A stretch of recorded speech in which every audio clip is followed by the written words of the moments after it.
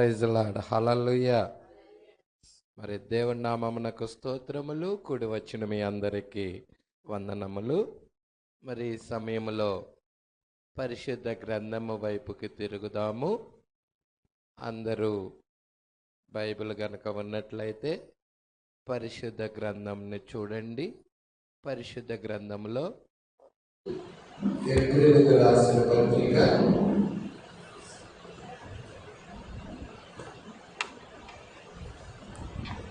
7వ అధ్యాయము 1వ వచనం నుండి చదువుదాం. రాజులను సంహారణ చేసి తిరిగి వచ్చుచున్న అబ్రహామును ఎవడు కలుసుకొని అతనిని ఆశీర్వదించెను. ఎవరికి? అబ్రహాము అన్నిటిలో 10వ వంతు ఇచ్చెను. ఆ షాలేము రాజును మహోన్నతులకు దేవుని యాజకుడునైన మెల్కీషెదకు నిరంతరము యాజకుడుగా ఉన్నాడు.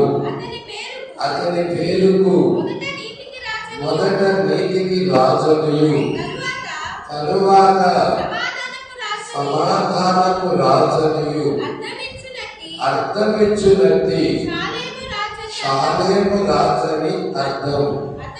అతడు తండ్రి లేనివాడు, తల్లి లేనివాడు, వంశావళి లేనివాడు, జీవిత కాలమునకు ఆదియైనను జీవమునకు అంతమైనను లేని వాడనై ఉండి దేవుని కుమారుణ్ణి పోలి ఉన్నాడు. శాంతి ప్రార్థన. స్తోత్రాలు ప్రభువా, మహిమగల రాజా, మీకే స్తుతులు స్తోత్రములు చెల్లించుకొనుచున్నాం.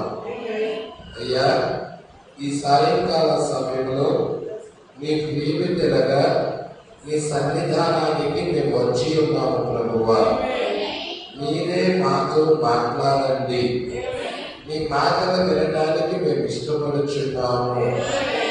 మా హృదయాలు సిద్ధపరుచుకొని ఉన్నాము ప్రభువా. బలహీనముగా ఉన్న నీ ప్రియమిత్రులను దర్శించండి, స్వస్థపరచండి ప్రభువా.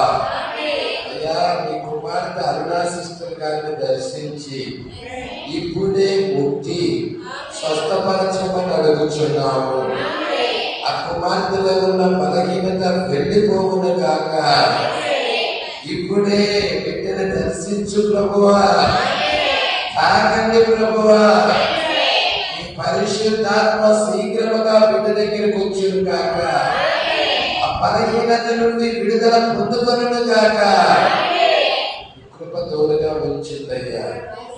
స్వస్థత ఇచ్చి రేపటి దినములో మీ సన్నిధానంలో సాక్షిగా నిలబెట్టండి. మీ కృప ఇక్కడ తోడుగా ఉంచండి. అయ్యా, కూడి వచ్చిన బిడ్డలని జ్ఞాపకం చేసుకో ప్రభువా. మా హృదయాన్ని మీ వాక్యం కొరకు సిద్ధపరుస్తున్నాం. మీ వాక్యమైన విత్తనాలు నా హృదయాల్లో వెయ్యండి అయ్యా. ఇక్కడున్న ప్రతి వ్యక్తి యొక్క హృదయంలో వాక్యమైన విత్తనాలు పడుగాక.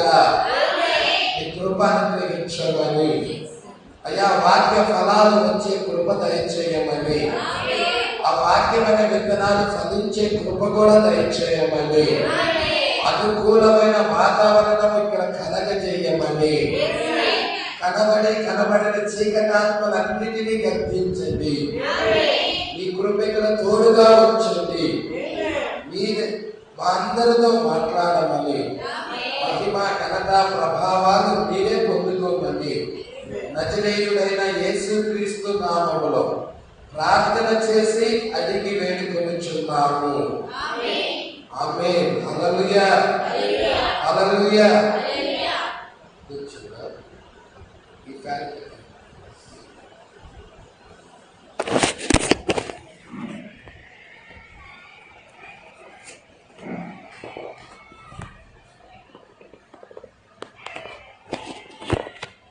Islam. చాలా జాగ్రత్తగా గమనిద్దాం. సంగమా, మరి ఈ మెల్కీషెదెకు ఎవరు అనే వర్తమానం ధ్యానం చేసుకుంటా వస్తున్నాం. 14-15 భాగాలు దాకా అయి ఉన్నాయి. ప్రజల మరి ఈ వారం కూడా మెల్కీషెదెకు ఎవరే అనే వర్తమానమే చూడబోతున్నాం. 51వ ఏడ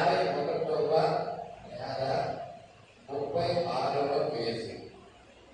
ఈ మెల్కీషెదెకు ఎవరు? 51వ ఏడ, నెంబర్ వచ్చి 51, పేజీ నెంబర్ వచ్చి 36, 36, పేజీ నెంబర్ 36వ పేజీలో నేను చెప్తున్న వర్తమానం ఉంటుంది. మరి పేరా నెంబర్ వచ్చి 51వ పేరా చూడండి. ప్రజల దేవుడికి మనం కలుగుతాక. సరే, ఇక్కడ కనుక మనం చూస్తా ఉన్నాం. ఇతనికి ఈ మెల్కీషెదెకుకి తల్లి లేదు, తండ్రి లేదు, వంశాలనే లేనివాడు, ఆది అయినను అంతమైనను లేనివాడు. ఇతను దేవుని కుమారుని బోధించాలని లేఖనం సెలవిస్తా ఉన్నది. అయితే ఇక్కడ కనుక మనం గమనించినట్లయితే ఈ మెల్కీషెదెకు ఎవరో కాదండి, దేవుడే. నిరంతరం యాజకుడిగా ఉన్నాడు. నిరంతరం ముందువాడెవరు? నిరంతరం ముందువాడ దేవుడే. కాబట్టి ఈయన యేసుగా రాకముందు దేవుని కుమారుడుగా యేసుగా రాకముందు ఈయన ఎలా ఉన్నాడయ్యా అంటే యేసుగా రాకముందు ఈయన ఎలా ఉన్నాడయ్యా అంటే మెల్కీషెదెకుగా ఉన్నాడు. అబ్రహాము ఈయన్ని మరి మెల్కీషెదెకు అబ్రహామును కలుసుకున్నాడు. దేవునికి ఈ విషయాలు పట్టుకోండి. అబ్రహామును ఎవరు కలుసుకున్నారు? రాజులను సంహారం చేసి తిరిగి వచ్చుచున్న అబ్రహామును మెల్కీషెదెకు కలుసుకున్నాడు. దేవుడికి రాజులను సంహారం చేసి తిరిగి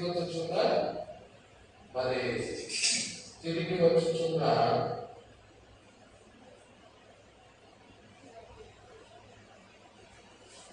అబ్రహామును ఎవరు కలుసుకున్నారు? మెల్కీషెదెకు అనే వ్యక్తి.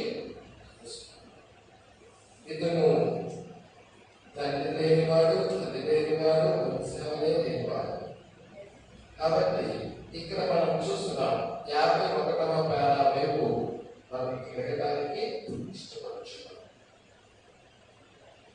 51వ పేరాలో మనం చూసినట్లయితే మన స్థానం గురించి ప్రకృతిలో జరుగుతున్న కార్యాన్ని చూపిస్తా ఉన్నారు. ప్రకృతిలో జరుగుతున్న ఒక సంభవం, ఒక కార్యాన్ని చూపిస్తా ఉన్నారు. 51వ పేరా కనుక మనం చూసినట్లయితే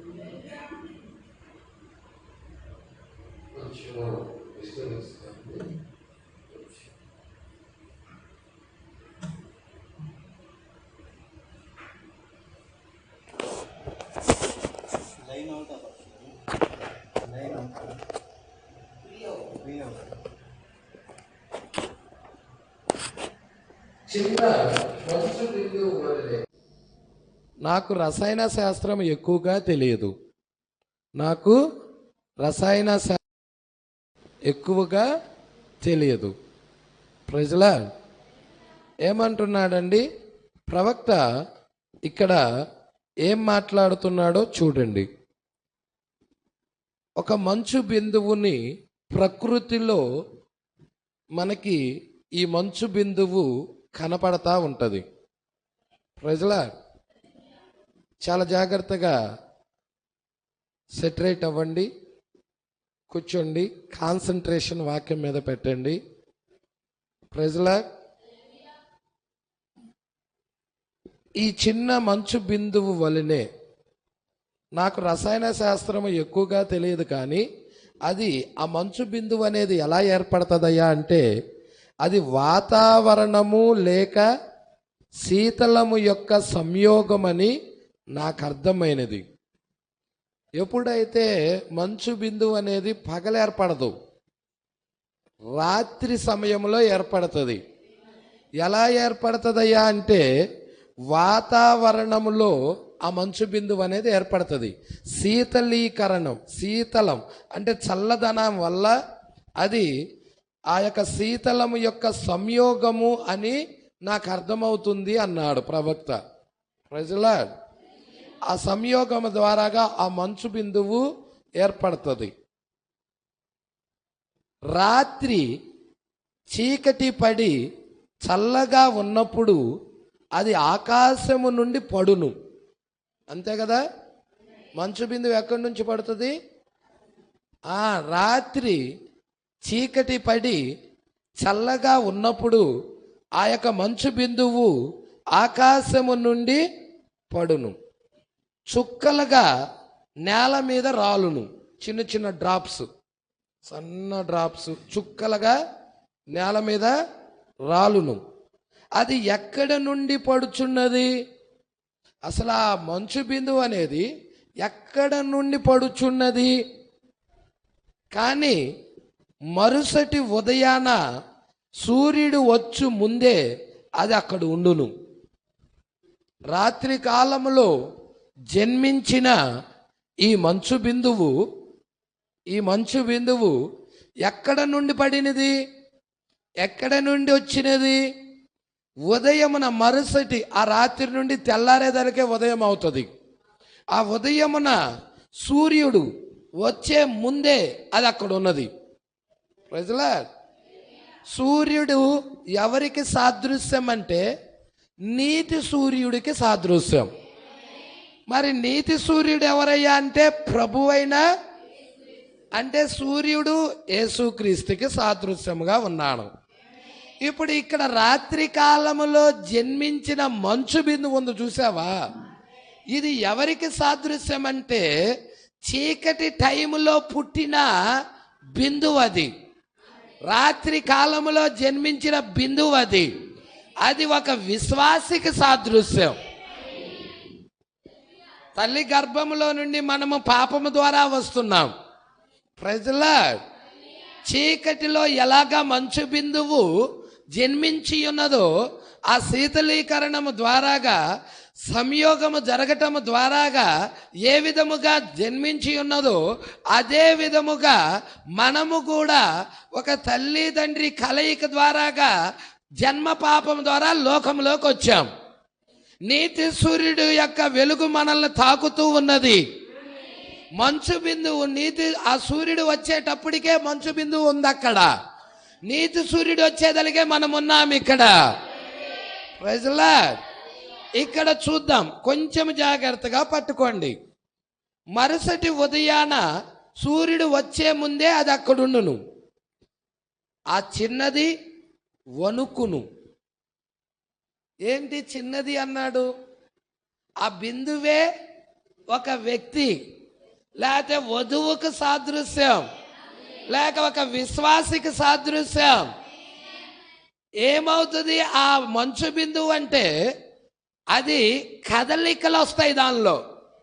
సూర్యుడు ఎప్పుడైతే ఆ మంచు బిందువు మీద ఆ వెలుగు పడుతుందో ఆ మంచు బిందువులో వణుకుతుంది, అది కదలికలు వస్తాయి. అదే విధానంగా నువ్వు దేవుని కుమారుడవైతే, దేవుని యొక్క బిడ్డవైతే, ఒక విశ్వాసివైతే, నీతి సూర్యుడు యొక్క వెలుగు నిన్ను తాకంగల్నే నీలో కూడా కదలికలు రావాలి. హల్లెలూయా. అవునా? మీరు అందరూ అట్లేస్తారుగా, అట్లొచ్చు కదా దోషులు. అవునా? పెండెం బాగా కాలుతా ఉన్నప్పుడు కాసి నీళ్ళు తీసుకెళ్ళి దాని మీద వేసామనుకో, ఏమవుతుంది? అది ఎగురుతాయి. ఆ నీటి బిందువులు ఏమవుతాయి? ఆ హీట్కి, ఆ వేడికి అవి డ్యాన్స్ చేస్తాయి. ప్రజలా డ్యాన్స్ చేసి కనబడకుండా అదృశ్యమైపోతాయి. నీకు కనబడతాయా? అదృశ్యమైపోతాయి. హీట్ ఏం చేసింది? ఆ వేడి ఏం చేసింది? ఆ నీటి బిందువుని ఆ యొక్క నువ్వు చల్లిన నీటిని అదృశ్యం చేసింది. అదే విధముగా దేవుడి వాక్యం ఏం చేస్తా ఉన్నది? నిన్ను ఇక్కడ నుండి అదృశ్యం చేసి ఎత్తబాటులోకి తీసుకొని వెళ్ళిపోతుంది. ప్రకృతిలో బైబిల్ ఉంది. హల్లెలూయా. బైబిల్ ఎక్కడుందయ్యా అంటే ప్రకృతిలోనే ఉన్నది. ఆ మంచు బిందువు ఎప్పుడైతే సూర్యుడు యొక్క కిరణాలు ఆ వేడి ఆ మంచు బిందువు మీద తాకుతాయో, హల్లెలూయా, ఆ మంచు బిందువును తాకుతాయో ఏం జరుగుతుందంట? ఆ చిన్న మంచు బిందువు వణుకును. కానీ సూర్యుడు వచ్చిన తర్వాత అది మెరియుటను గమనించండి. నువ్వు బయటికి వెళ్ళిన తర్వాత ఆ పచ్చని పచ్చిక మీద కనబడతా ఉంటుంది అది. హల్లెలూయా. ఆ యొక్క కిరణాలు దాన్ని తాకినప్పుడు అదేమవుతుంది? మెరుస్తూ ఉంటుంది. మెరుస్తా అంటే కలర్లుగా ఉంటుంది. చూసారా మీరు? కలర్లుగా ఉంటుంది అది. ప్రజలా అంటే దేవుని యొక్క గుణలక్షణాలు మనలో, అలాగా మంచి లక్షణాలు మనలో కదలాడుతూ ఉంటాయి. ప్రజలా మెరియుటను గమనించండి. అది సంతోషముగా ఉన్నది. ఆ బిందువు ఎలా ఉన్నదంట? ఒక క్రైస్తవుడు కూడా ఎలా ఉన్నాడు? ఆ బిందువు ఎలాగా సంతోషముగా ఉన్నదో ఒక క్రైస్తవుడు కూడా అలాగే సంతోషముగా ఉన్నాడు. ఎందువలన? అది ఎక్కడి నుండి వచ్చినదో అక్కడికి తిరిగి సూర్యుడు పిలవనై ఉన్నాడు.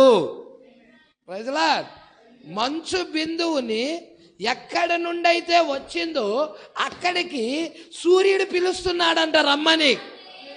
హల్లెలూయా. మరి మనలను కూడా ఏదైనా ఒక స్వరం పిలుస్తుందా? నా ప్రజలారా, మీరు దాని పాపములో పాలివారు కాకుండానట్లు, దాని తెగుల్లో ఏది మీకు ప్రాప్తించకుండానట్లు దాన్ని విడిచి రండి అని పిలుస్తుందా? ఒక స్వరం మనల్ని పిలుస్తా ఉన్నదా? ఆయన సన్నిధానానికి పిలుస్తా ఉన్నదా? వెలుగు వైపుకు పిలుస్తా ఉన్నదా? హల్లెలూయా. అందుకే అంటున్నాడు క్రైస్తవుడు కూడా అలాగే ఉన్నాడు. హల్లెలూయా. ఆ మంచు బిందువు అనేది ప్రకృతిలో జన్మించిన ఒక బిందువు అనేది మంచు బిందువు అంటే తెలుసు కదండి, రాత్రి కాలంలో పుడుతూ ఉంటుంది అది. ఆ మంచు బిందువు ఎలాగుందో ఒక క్రైస్తవుడు కూడా అలాగే ఉన్నాడు. హల్లెలూయా. మనము దేవుని సన్నిధానంలోనికి వెళ్ళినప్పుడు ఏదో మనలో నుండి మనము ఎక్కడి నుండి వచ్చామో చెప్పుచు దాని శక్తి మనను లాగుట ద్వారా అక్కడికే వెళ్ళుచున్నామని చెప్పుటను ఎరుగుదము. ప్రజలా సూర్యుడి యొక్క శక్తి ఆ బిందువును లాగుతుంది. వాక్యము యొక్క శక్తి ఇక్కడ ఉన్న ఒక క్రైస్తవుడైన నిన్ను నన్ను లాగుతుంది. ఆయన సన్నిధానానికి లాగుతున్నది. మీకు తెలుసా ఏమన్నాడో యేసు? నా తండ్రి ఆకర్షించందే ఎవ్వడు నా యొద్దకు రాడు. ఆకర్షించాలి అంటే ఆయనలో ఉన్న వాక్యం అనే కణము ఇతనులో ఉండాలి. Praise the lord. ఇతనిలో ఉంటేనే ఆయన ఆకర్షిస్తాడు. ఏమి లేకపోతే ఏం ఆకర్షిస్తాడు చెప్పండి? ఆ బీజం అనేది లేకపోతే, ఆ విత్తనం అనేది లేకపోతే అతనిలో ఆకర్షణ వస్తుందా? రాదు. అదే అతనిలో విత్తనం ఉన్నట్టయితే ఆయనే ఆకర్షిస్తాడు వాక్యం యొద్దకి. Praise the Lord. ఆ చిన్న మంచు బిందువు మెరియుచు ప్రకాశించుచు గంతులు వేయును. Praise the lord. ఏం చేస్తుందంటే ఆ చిన్న మంచు బిందువు మెరియుచు ప్రకాశించుచు. హల్లెలూయా. క్రైస్తవుడు కూడా అలాగేనా? క్రైస్తవుడు కూడా ప్రకాశిస్తూ ఉంటాడా? ఆనందంతో ఉంటాడా? సంతోషముతో ఉంటాడా? దుఃఖము విచారం అన్నీ వెళ్ళిపోతాయి అతనిలో నుండి. లోకస్తుడైతే అలా దుఃఖము విచారముతో ఉంటాడు. కానీ క్రైస్తవుడిలో ఆనందము, సంతోషము. ఎందుకయ్యా అంటే అతనిలో ఆ వాక్యం అనేది కార్యరూపము దాలుస్తుంది. Praise the Lord. ఆ సూర్యుడి యొక్క వెలుగు ఆ మంచు బిందువు మీద పడంగల్నే మెరియుచు ప్రకాశించుచు గంతులు వేయను. నీతి సూర్యుడైన యేసుక్రీస్తు యొక్క వాక్యము మనలను తాకంగల్నే మనము కూడా దేవుని చేత వెలిగించబడుతున్నాం, ప్రకాశించబడుతున్నాం. Praise the Lord. మనుష్యులు ఎదుట మీ వెలుగును ఎంతో ఎక్కువగా ప్రకాశింపనీయుడి. Praise the lord. అవునా? దేవుడికి మహిమ కలుగును గాక. అందుకే అంటున్నాడు మెరియుచు ప్రకాశించుచు గంతులేస్తుంది, ఆనందిస్తుంది, సంతోషిస్తుంది. దానిలో వేదన కానీ దుఃఖం కానీ ఏమైనా కనబడుతుందా? నో. ఎందుకనగా అక్కడ పైనుండి తాను వచ్చినదని, తిరిగి మరలా అక్కడికే సూర్యుడు లాక్కొని వెళుతున్నాడని దానికి తెలుసు. ఆ మంచు బిందువు వచ్చింది ఎక్కడి నుండి? పైనుండి. తిరిగి కింద పడిన ఈ మంచు బిందువుని, పరక మీద ఉన్న ఈ మంచు బిందువుని, పచ్చిక మీద ఉన్న ఈ మంచు బిందువుని, లోకంలోకి వచ్చిన ఈ మంచు బిందువుని తిరిగి మరలా పైకి తీసుకెళ్ళాలి అంటే అక్కడ సూర్యుడు ఉదయించాలి. Praise the lord. మలాకి ఇలా చెప్తున్నాడు 4వ అధ్యాయంలో, నా నామమందు భయభక్తులు గలవారగు మీకు నీతి సూర్యుడు ఉదయించును. ఎందుకు? నిన్ను లాక్కెళ్ళటానికి, నిన్ను పైకి తీసుకెళ్ళటానికి, నిన్ను ఎత్తబాటులోకి తీసుకెళ్ళటానికి. ఆ మంచు బిందువును సూర్యుడు ఎలాగ తీసుకెళ్ళాడో అదే విధంగా నీతి సూర్యుడు నిన్ను నన్ను తీసుకెళ్ళటానికి ఆయన నామమందు ఎవరైతే భయభక్తులు కలిగి ఉన్నారో వారి మీద ఆయన ప్రకాశిస్తున్నాడు.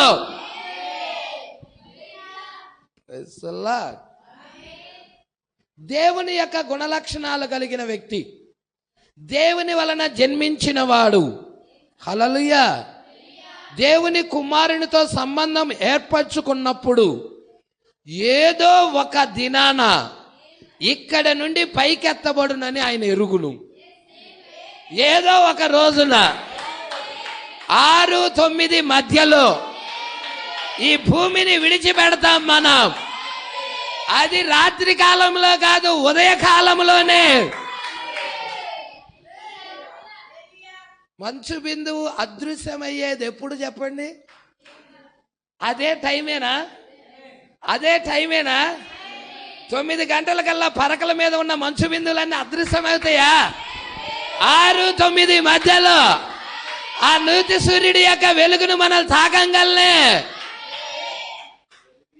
ఏదో ఒక ఉదయాన మనం అదృశ్యం అవుతాం.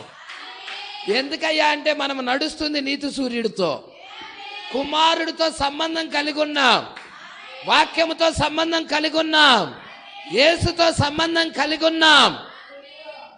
బిషప్తో కాదు, రెవరెండ్తో కాదు, నామకార్థ సంఘముతో కాదు, లోకముతో కాదు. మనము సంబంధం ఎవరితో? వాక్యముతో. వాక్యముతో మన సంబంధం, వాక్యముతో.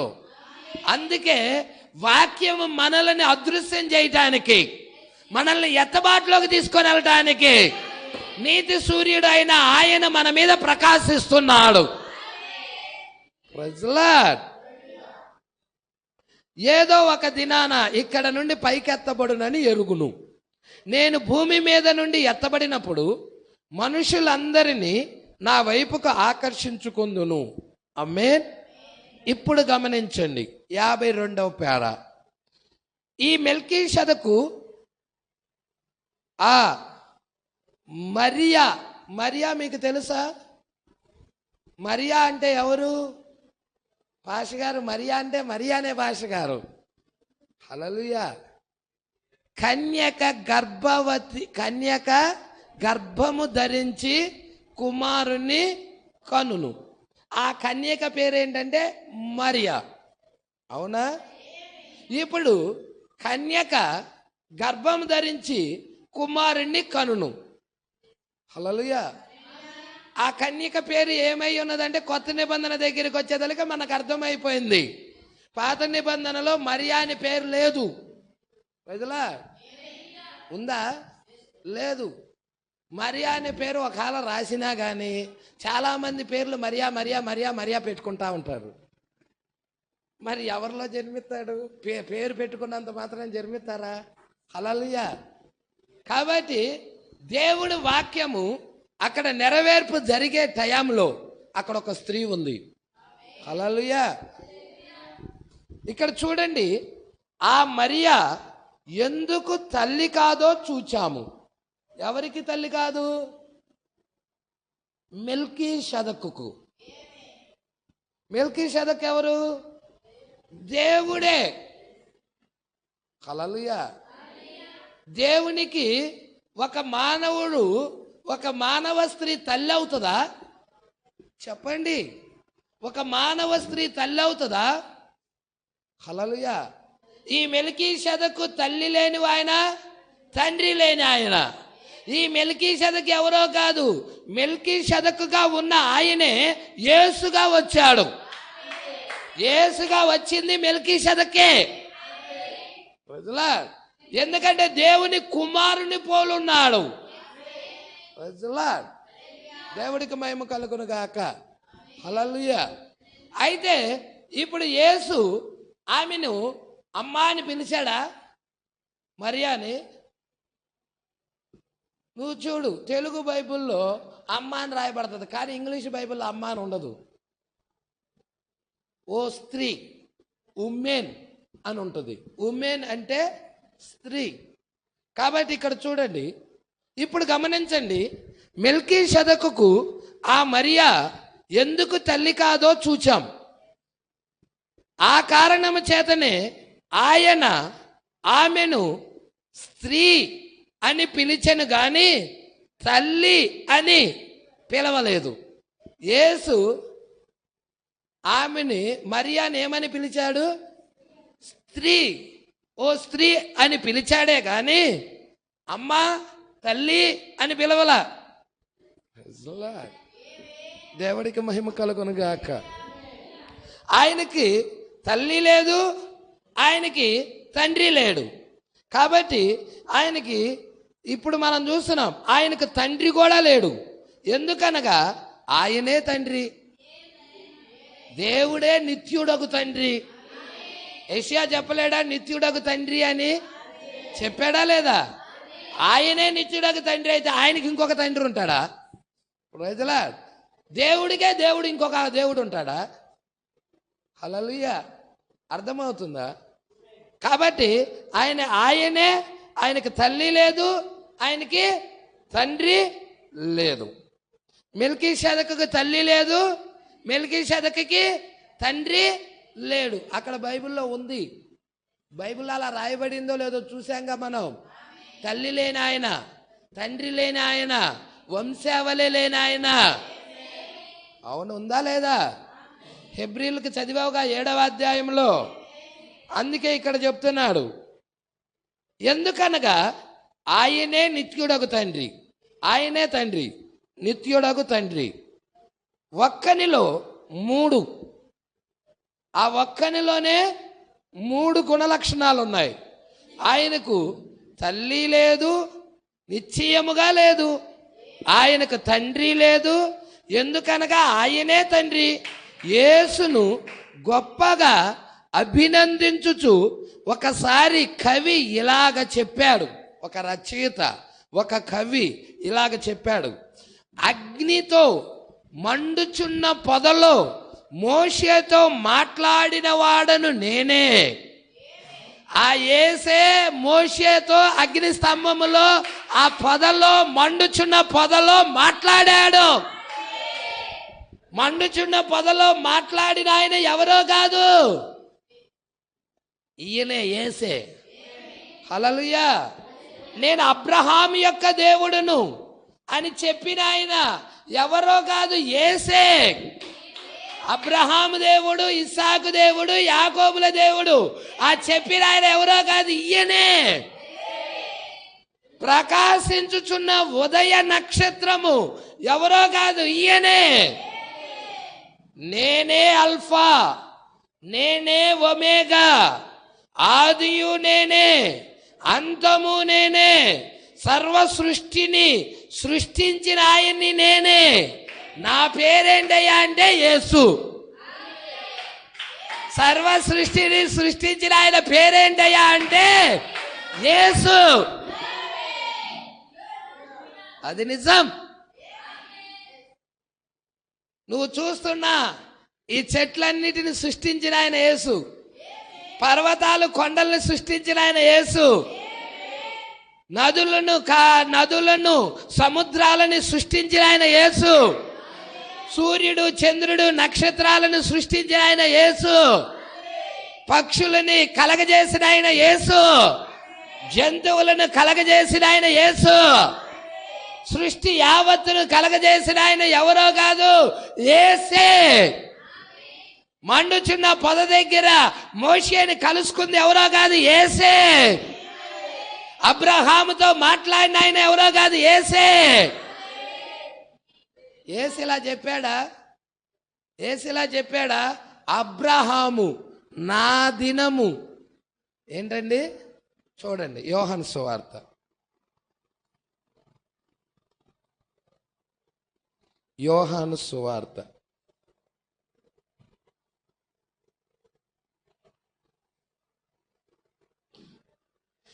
8వ అధ్యాయం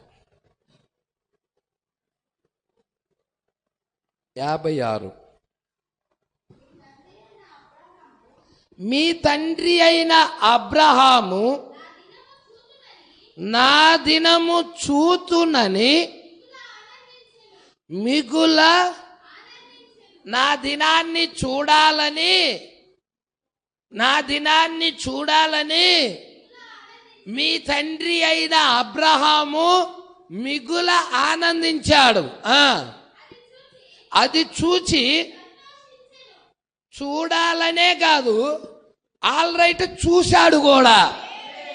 ఎందుకో తెలుసా? అబ్రహాం దగ్గర ఉన్నది నేనేనని చెప్తున్నాడు. ఏంటి నీకు ఇంకా అక్కడ అంటారు చూడు, ఏమంటారు? అందుకు యూదులు, నీకింకా 50 సంవత్సరాలైనా లేవే, నీవు అబ్రహామును చూచితివా అని ఆయనతో చెప్పగా, యేసు అబ్రహాము పుట్టక మునిపే నేను ఉన్నానని.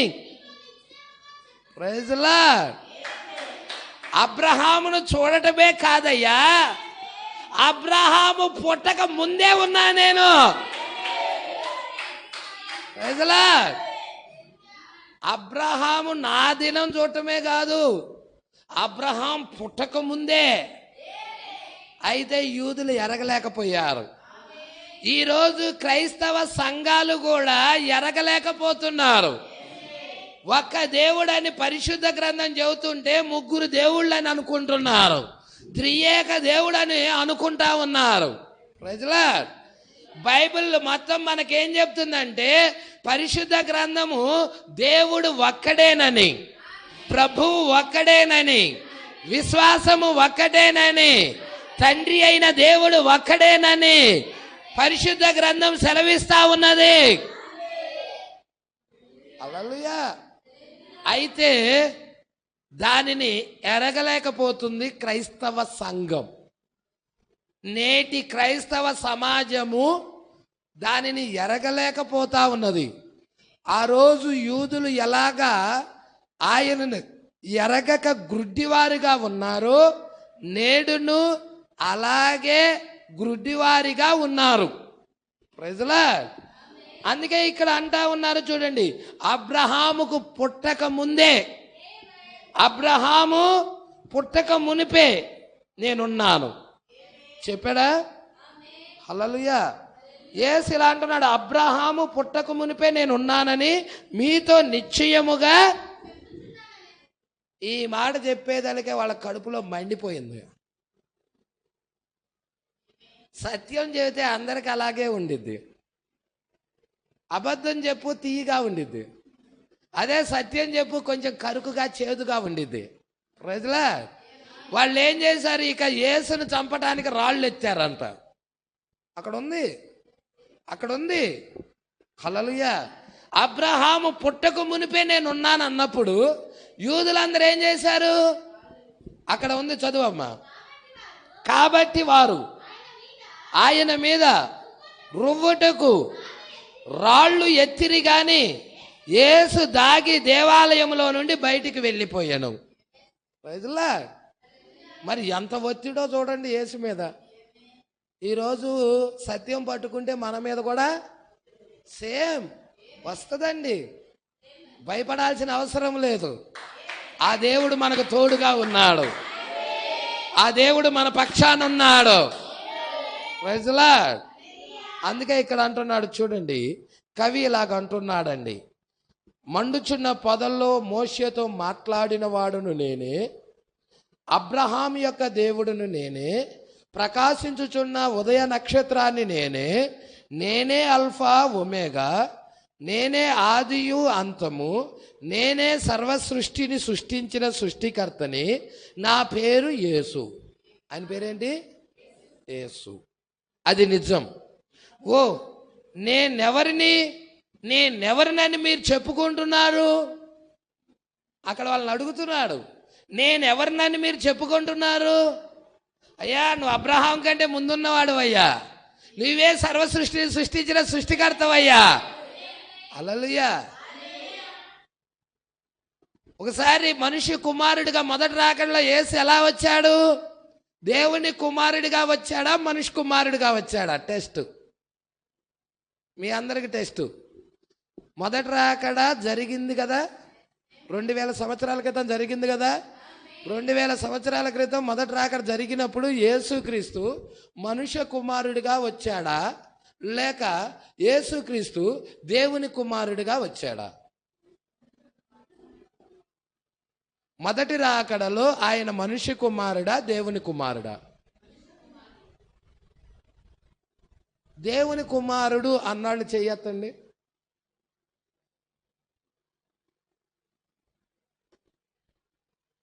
ఒక్కళ్ళు కూడా ఎత్తరా? సరే, మనిషి కుమారుడు అన్నాళ్ళు చెయ్యొద్దండి. మనిషి కుమారుడిగా వచ్చాడయ్యా ఆయన అన్నాళ్ళు అందరూ ఎత్తారు. దేవుడికి వైపు కలుగురుగా అంటే బాగా జాగ్రత్తగా వింటున్నారు పాఠం. హల్లెలూయా. అయితే ఆయన మనిషి కుమారుడిగా వచ్చినప్పుడు పేతురుతో ఇలా అంటున్నాడు. శిష్యులు ఉన్నారుగా, ఆయనకు శిష్యులు ఉన్నారా? ఆ శిష్యులతో ఏమంటున్నాడంటే, నేను మొదటి రాకడలో మనిషి కుమారుడిగా వచ్చానయ్యా, మనిషి కుమారుని గూర్చి జనులేమనుకుంటున్నారయ్యా అని అడిగాడు. పట్టుకుంటున్నారా? నేను మొదటి రాకడలో ఎలా వచ్చాను? మనిషి కుమారుడిగా వచ్చా, ఈ సృష్టిని సృష్టించిన సృష్టికర్తని, ప్రజలా సర్వోన్నతుడైన దేవుడిని మనిషి కుమారుడిగా వచ్చా, మరి జనులేమనుకుంటున్నారని అడిగాడు. అప్పుడు పేతురు అంటున్నాడు, ప్రజలా అయ్యా నీవు ఏలియావు అనుకుంటున్నారు, ఇర్మియావు అనుకుంటున్నారు, ఆ బాప్తిజం ఇచ్చి యోహాన్ అనుకుంటున్నారు, లేక ప్రవక్తలలో ఒకడనుకుంటున్నారయ్యా అని చెప్పారు. సరే, వాళ్ళైతే అలాగ అనుకుంటున్నారు. నేను మిమ్మల్ని ఏర్పాటు చేసుకున్నాను కదా, లోకాన్ని నేను ఏర్పరచుకోవాలా, మిమ్మల్ని ఏర్పాటు చేసుకున్నాను కదా, మిమ్మల్ని ఎన్నుకున్నాను కదా, ఇంతకీ మీరేమనుకుంటున్నారో చెప్పు, నేను వినాలనుకుంటున్నా అన్నాడు ఆయన. అన్నప్పుడు అప్పుడు వాళ్ళల్లో పేతురు లేచి, అయ్యా నేను చెప్తానయ్యా, చెప్పు పేతురు చెప్పు, టెల్ మీ చెప్పు అన్నాడు. ఏం లేదయ్యా, నువ్వెవరివో కాదు, సజీవుడగు దేవుని కుమారుడు అయినా నువ్వు క్రీస్తువేనయ్యా, నీవే క్రీస్తువే.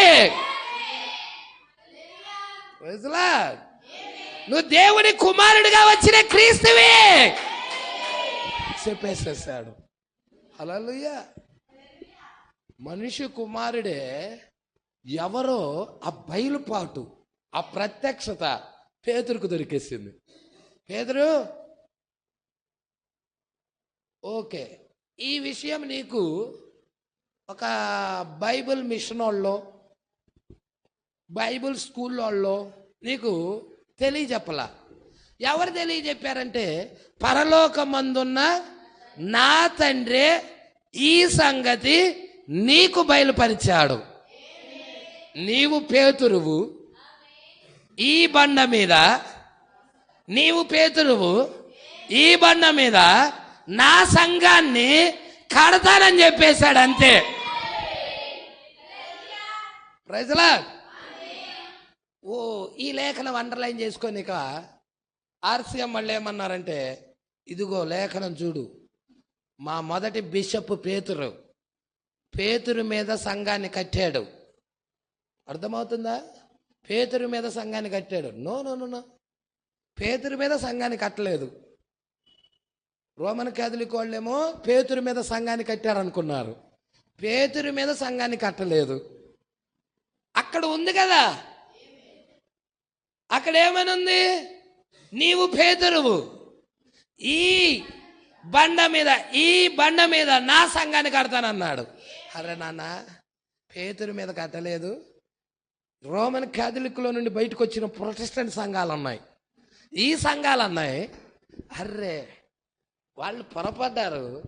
పేతురు 3 సార్లు కోడి కుయ్యక ముందు 3 సార్లు అబద్ధమాడాడు. కాబట్టి పేతురు మీద కట్టుకోలేదు, క్రీస్తు మీద కట్టాడయ్యా అన్నారు. యేసు క్రీస్తు మీద తన సంఘాన్ని కట్టారని ప్రొటెస్టెంట్లు చెప్పారు. ప్రజలా, ఈ కాల ప్రవక్త వచ్చాడు. ప్రజలా, ఈ కాల ప్రవక్త రాకముందు దాకా అదే కరెక్ట్ అనుకున్నాం. యేసు క్రీస్తు మీద సంఘాన్ని కడతాడు, ఇంకెక్కడ కడతాడు, ఆయన మీద కట్టుకున్నాడు అనుకున్నాం. ప్రజలా, ఈ కాల ప్రవక్త వచ్చి దారి ఇటువైపు లేదయ్యా, దారి ఇటువైపు కూడా లేదయ్యా, దారి రెండిటి మధ్య ఉందయ్యా అన్నాడు. ఎక్కడికి దారి? పరలోకం వెళ్ళటానికి. పరలోకం వెళ్ళటానికి ఇప్పుడు ఈ మూలగా వెళితే కాదు, సరిపోని ఈ మూలగా వెళితే కాదు, ఈ రెండిటి మధ్య ఉందయ్యా దారి అన్నాడు. ఆహా, ఇప్పుడు ఇంతకి పరలోకం వెళ్ళాలంటే ఈ రెండిటి మధ్య ఏంటి ఆ బయలుపాటు అని ఇక దాన్ని వివరిస్తున్నాడు. అక్కడ చదవమన్నాడు. ఒకసారి అది చదువుదాం. మత్తయి సువార్త 16వ అధ్యాయం ఎన్నో వచనమ్మా? 16 నుండి చదువుతాం. 16. అందుకు సీమోను పేతురు, ఇక్కడ చూస్తున్నావా 16:16లో ఏమని మాట్లాడుతున్నాడో చూడండి. అందుకు సీమోను పేతురు, నీవు సజీవుడగు దేవుని కుమారుడవైన క్రీస్తు అని చెప్పెను. అందుకు యేసు, సీమోను బర్యోనా, నీవు ధన్యుడువు, పరలోకమందున్న నా తండ్రి ఈ సంగతి నీకు బయలుపరిచినే గాని నరులు నీకు బయలుపరచలేదు. మరియు నీవు పేతురువు, ఈ బండ మీద. ఏ బండది? పేతురు కాదు, క్రీస్తు కాదు, కేఫా అన్న రాయే, బండే. అర్థమవుతుందా? అరణ్యములో ఇజ్రాయిల్ ప్రజలని వెంబడించింది బండ. హల్లెలూయా. మోషే కొట్టాడు కదా బండని, కొట్టాడా? ఆ బండను కొడితే నీళ్ళు ఇచ్చింది కదా. దేవుడికి మహిమ కలుగును గాక. ఇప్పుడు దేవుడు తన మీద కట్టుకోవటం లేదు, దేవుడు సంఘాన్ని పేతురు మీద కట్టడం లేదు. మరి ఎక్కడ కడుతున్నాడు? దారి ఎక్కడుంది పరలోకం వెళ్ళడానికి? అంటే అక్కడ మరలా చదువుదాం 17వ వచనం. 17 పట్టుకున్నారా? ఎన్నో వచనం అది? 17. 17ని 17లో ఎవరు వచ్చారు ప్రకటన గ్రంథంలో అంటే 7వ దూత వచ్చాడు. Praise Lord. ప్రకటన గ్రంథం 10వ అధ్యాయం 7వ వచనంలో 7వ దూత ఉన్నాడు. 7వ దూత వర్తమానమే దేవుని ముద్ర అయి ఉన్నది, పరిశుద్ధాత్మ అయి ఉన్నది. ఇక్కడ చూద్దాం 17వ వచనం. మరియు నీవు పేతురువు, ఈ బండ మీద నా సంఘమును, ప్రజల ఈ బండ మీద నా సంఘాన్ని కట్టుదును. మరియు నీవు పేతురువు ఈ బండ మీద. ఆ బండ ఏంటి అంటే కొంచెం 16 కనుక చదివినట్టయితే అక్కడ క్లియర్గా చెప్పబడుతుంది, మీరే పట్టుకుంటారు. చూడండి. అందుకు సీమోను పేతురు, నీవు సజీవుడగు దేవుని కుమారుడువైన క్రీస్తువని చెప్పెను.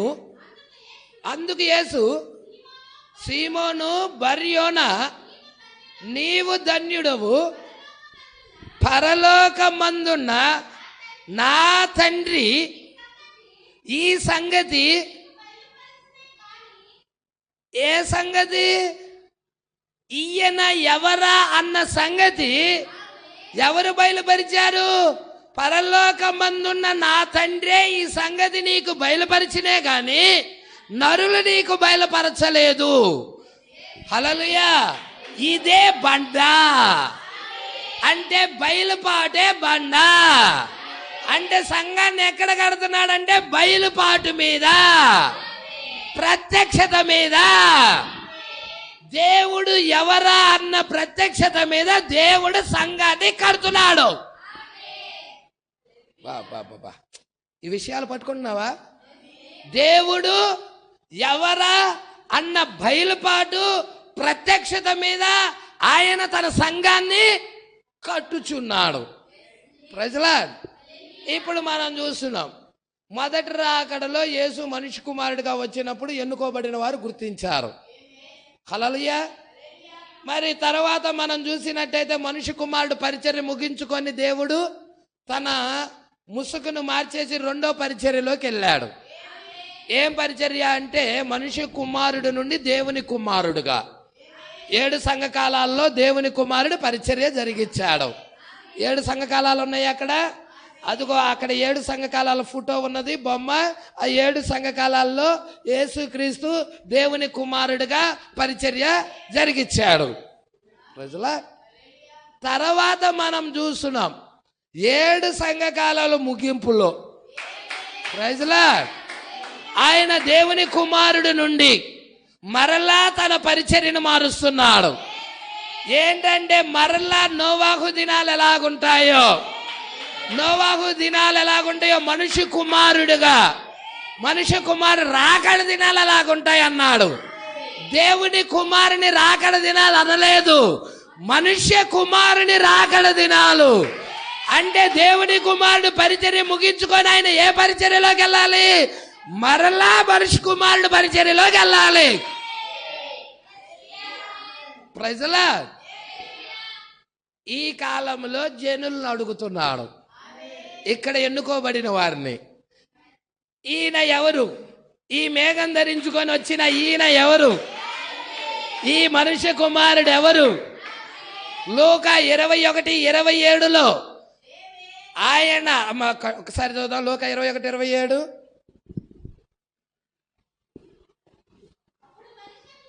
అప్పుడు ఇది రెండవ రాకడేనా అయ్యా? రెండవ రాకడేనా? రెండవ రాకడ ముందు రాకడ అంటారా మళ్ళీ? హల్లెలూయా. అది రెండవ రాకడే.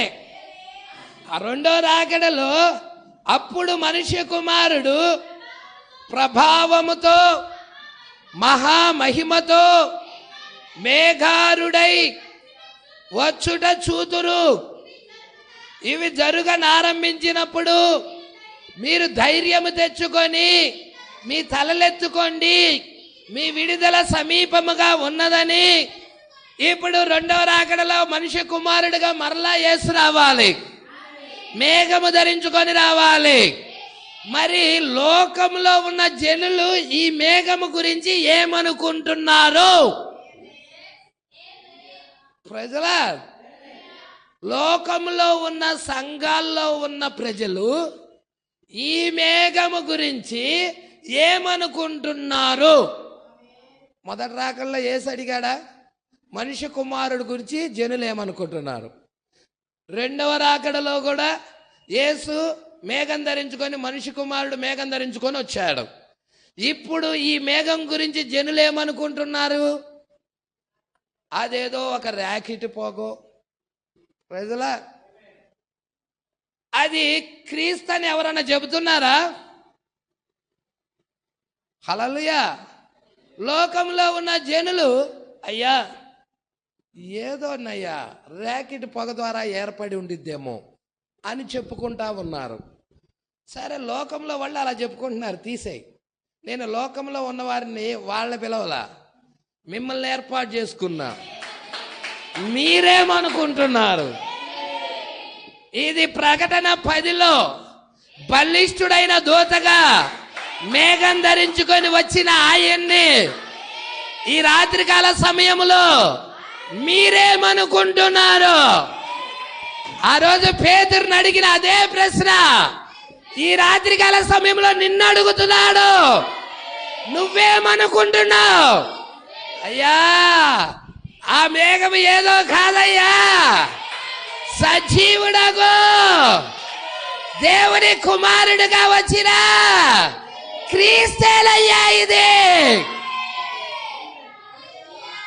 దేవుడు తప్ప వేరొకటి కాదయ్యా. అది హల్లెలూయా. దేవుడు తప్ప వేరొకటి కాదని ఒప్పుకోలు చేస్తుంది. ఇక్కడ ఎవరు ఒప్పుకోలు చేసేది? ఆయన వధువు. అప్పుడు దేవుడు అంటాడు, ఓ వధువా, నీకు ఈ బయలుపాటు ఎవరిచ్చారో తెలుసా? పరలోకమందుల తండ్రి ఇచ్చాడు.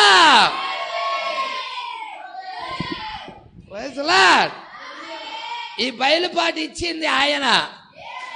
దేవుడికి మహిమ కలుగును గాక. అందుకే ఇక్కడ అంటున్నాడు చూడండి, నా పేరు యేసు, అది నిజం. ఓ, నేను ఎవరినని మీరు చెప్పుకుంటున్నారు? నేను ఎక్కడి నుండి వచ్చానని మీరు చెప్పుకుంటున్నారు? అడుగుతున్నాడా? నేను ఎవరినని మీరు చెప్పుకుంటున్నారు? అసలు నేను ఎక్కడి నుండి వచ్చానని మీరు చెప్పుకుంటున్నారు? మీరు నా తండ్రిని ఎరుగుదురా? లేక నా తండ్రి పేరేమైనా చెప్పగలరా మీరు? హల్లెలూయా. మీరు నా తండ్రిని ఎరుగుదురా? ఈయన అంటున్నాడు యేసు, నన్ను చూచిన వాడు నా తండ్రిని చూచినట్టే. నేను తండ్రి ఏకమై ఉన్నాము. Praise Lord. అదియే తండ్రి పేరు. నా పేరే నా తండ్రి పేరు కూడా. ఎందుకంటే నేను తండ్రి నామములో వచ్చి ఉన్నాను. ఆయన నామములో, ఆయన పేరులో వచ్చా నేను. ఆయనకి ఏ పేరుందో అదే పేరుతో వచ్చా నేను నా తండ్రి నామములో వచ్చి ఉన్నాను. తండ్రి నామం యేసే, కుమారుడి నామం యేసే, పరిశుద్ధాత్మ నామము కూడా యేసే. ఎందుకంటే నా నామమున పంపబోవు పరిశుద్ధాత్మ. అందుకే ఇక్కడ అంటున్నాడు, అది ఏ తండ్రి పేరు? ఓ అవును, నేను నా తండ్రి నామమున వచ్చి ఉన్నాను, కానీ మీరు నన్ను చేర్చుకోలేదు. ప్రజలా, ఆ రోజు యూదులతో మాట్లాడా? నేను నా తండ్రి నామమున వచ్చి ఉన్నాను, కానీ మీరు నన్ను చేర్చుకోలేదు. నన్ను చూచిన వాడు నా తండ్రిని చూచినట్లే.